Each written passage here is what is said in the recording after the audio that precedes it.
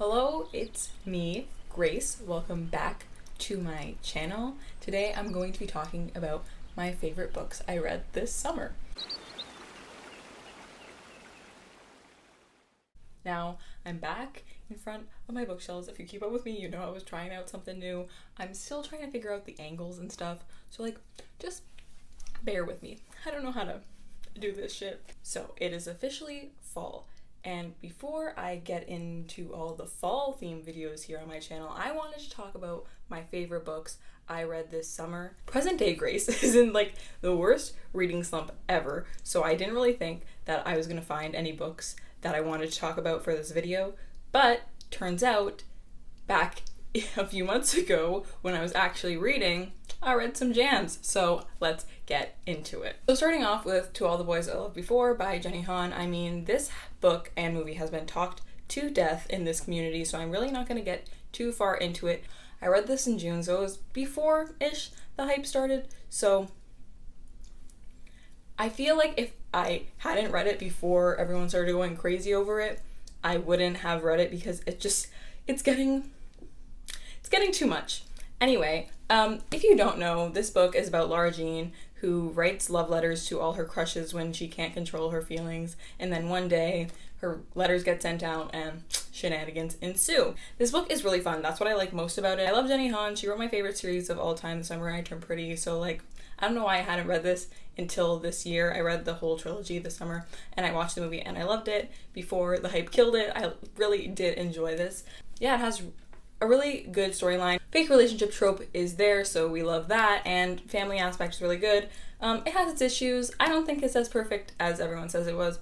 I rated it 3.5, but the reason it's on this list is because it was just so fun, and I read it with my sister, so it was just a good memory attached to it. Next, I'm going to be talking about the Foxhole Court series, but more specifically the books that I read in July, which were The King's Men and The Raven King. I showed you that in the wrong order. This is the second one, this is the third one. I read the first one back in April. I was doing it for a buddy read with my friend from Goodreads. I'll link her down below, and we just had the best time reading these.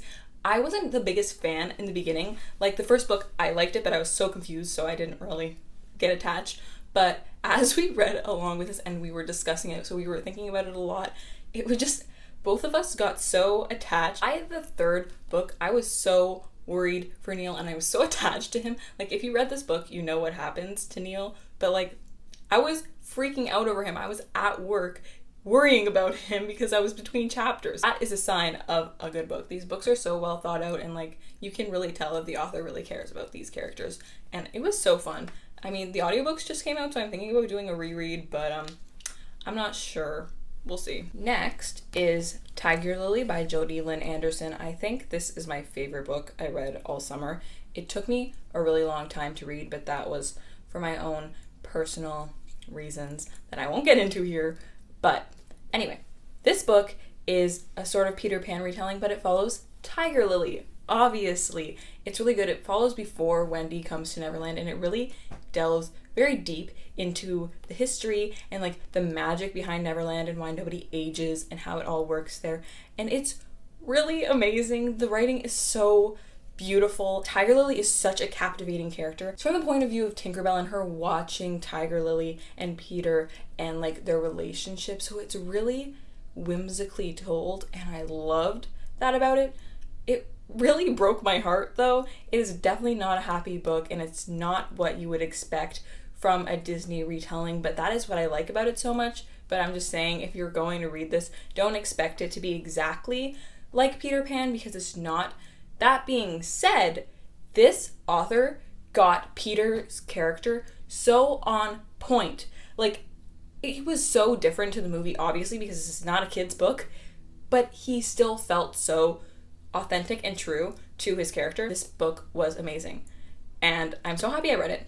And I would never reread it because it caused me the most stress ever, but it's really good, and I highly recommend it, and nobody talks about it, so please give it a chance. If you like retellings, add it to your TBR.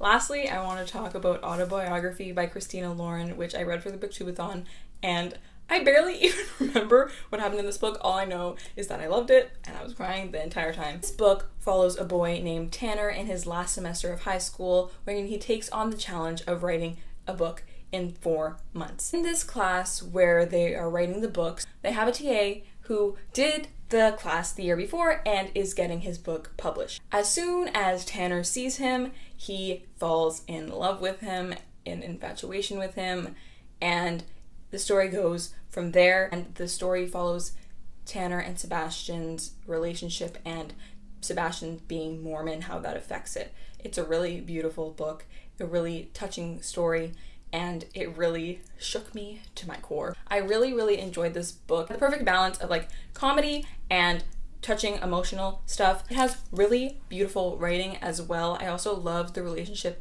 with the main character and his best friend. It's not just a romance, which is really what I love about it. My only complaint is that it's a little bit insta-lovey, but I see how that's necessary for the plot because the book is about their relationship and you need to get to that so you can then get to all the other stuff.